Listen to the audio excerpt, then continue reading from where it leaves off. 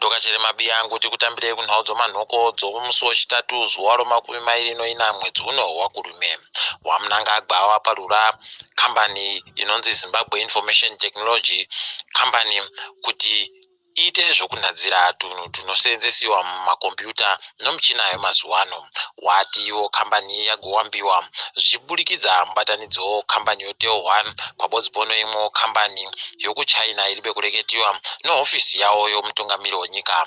Izvi zvatoshamisa vazhinji kuti ko hofisi yomutungamiri wenyika inogonzi iyawamba kambani payo yegani.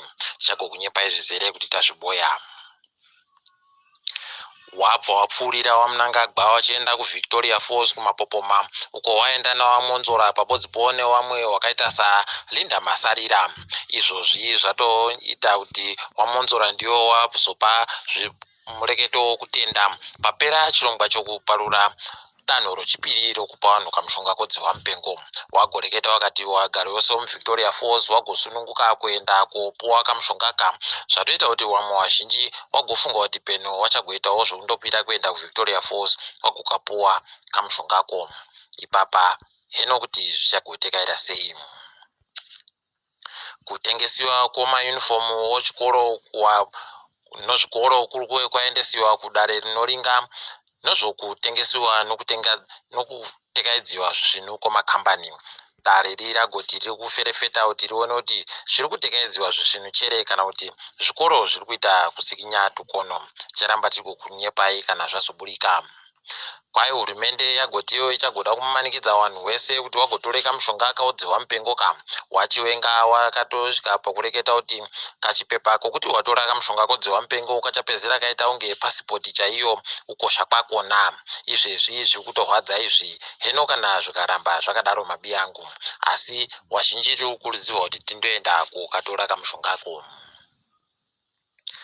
Sangano rakazvimira rega rokubatana raita zvariri kuita zvokuti rifundise vanhu zvobumbiro romutemo.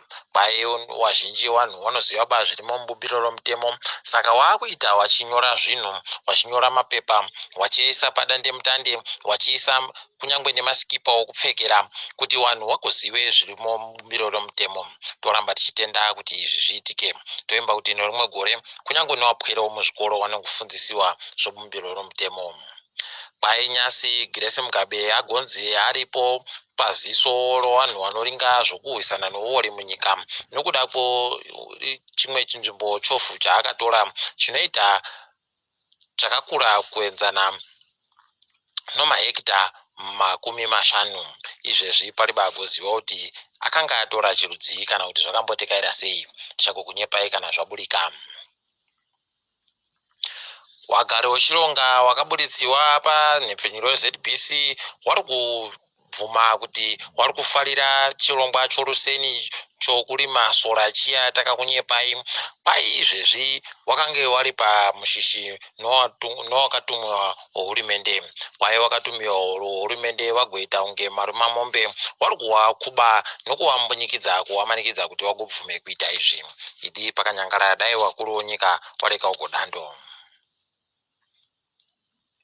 Wanofarira hawo kubhururuka nondege wakaita mutepfetepfe. Pai kambani yeEmirates yakuchitandisapo kare kubhururuka kubva kuDubai ichiuya kuZimbabwe noZambia. Izvezvi wazhinji ndikutoziva wakutopuruzira manja kuti zviitike izvi. Idi pakanaka apa. Pai mutumbi watapuwa makore mwana akapondiwa uya waakuda kuzovikiwa musi womugoera.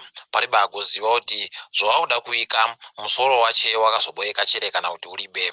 Toramba tichingoringitsa tichigokunyepai kana tazviboya. Wanotamba mutambo nhabvu wachitambira nyika yedu waenda kuBotswana kureketa kwaNyasi wabhururutsiwa nondege kuenda ikweyo nokuti wari kutamba mangwana wozonotamba musi womuvhuro kunyika yoZambia. Toramba tichindowashuvira tuzvinu mangwana tichagokunyepai kuti zvinenge zvakamira sei.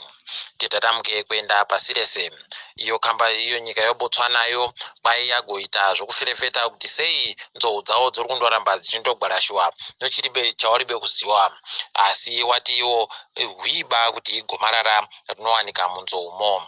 toramba tichigoringitsa kuti tizive kuti zviri kudini. Tichiuya dzasi kwenyika kuSouth Africa, kambani yoClicks yaitapo kare zvimwe zvorichusarura ganda apo umwe wavo anga ari kudzinga munhukadzi anga akapfekera nhumbi idzo pasi chigare kuti aribe kusimira zvisvino. Pakanyangaritsa mabi angu, vanhu vese izvezvi dande mutande vari kureketa kuti Clicks must fall. Toramba tichiti dai waita zvino. Nyika yeSouth Africa iyi yaihwadza mabi angu apo zvareketiwa kuti vari kwarashiwa vanhu vanosvika zviuru 50 gore rega rega nechirwere chorurindi kana kuti TB pachirungu. Izvozvi vanhuwa ndo wari pechishanu mukuwanditsa pasi rese. Zvakanyangaritsa izvi. Pai kuna vanhu vanosvika 200 wakabatiwa nehurumende kuUganda munguva yavaenda musarudzo iya. Vanhu vainge vasiri kuzikanwa ba kuti waripi kana magweta wangu waribe kupuwa, asi hurumende yazoreketa kuti warimo muchitorongo. Zvakanyangaritsa izvi. Toimba kuti waribe kukubiwa zvinohadza.